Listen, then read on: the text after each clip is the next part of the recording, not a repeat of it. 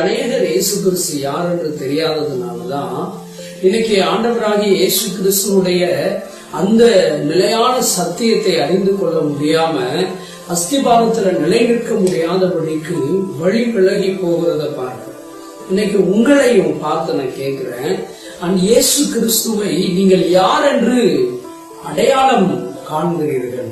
பேதுரு சொல்லுகிறார், நீர் ஜீவனுள்ள தேவனுடைய குமாரன். அப்படியானால் பிதாகுமாரன் அப்படின்னு சொல்லும் போது சில பிரிவினைவாதிகள் சொல்றாங்க, பிதா வேறு இயேசு கிறிஸ்து வேறு அப்படின்னு சொல்லப்படுகிறது. இயேசு கிறிஸ்துவிடத்துல சீசர்கள் மீண்டும் இன்னொரு வார்த்தையை கேட்கிறார்கள், எங்களுக்கு பிதாவை காண்பீங்க. அப்போ இயேசு கிறிஸ்து அங்கே ஒரு விளக்கத்தை கொடுக்கிறார், என்னை கண்டவன் பிதாவை கண்டான், என்னை கண்டவன் பிதாவை கண்டான். அதனுடைய ஆழமான அர்த்தம் என்ன தெரியுமா? நானே பிதா. ஆமா,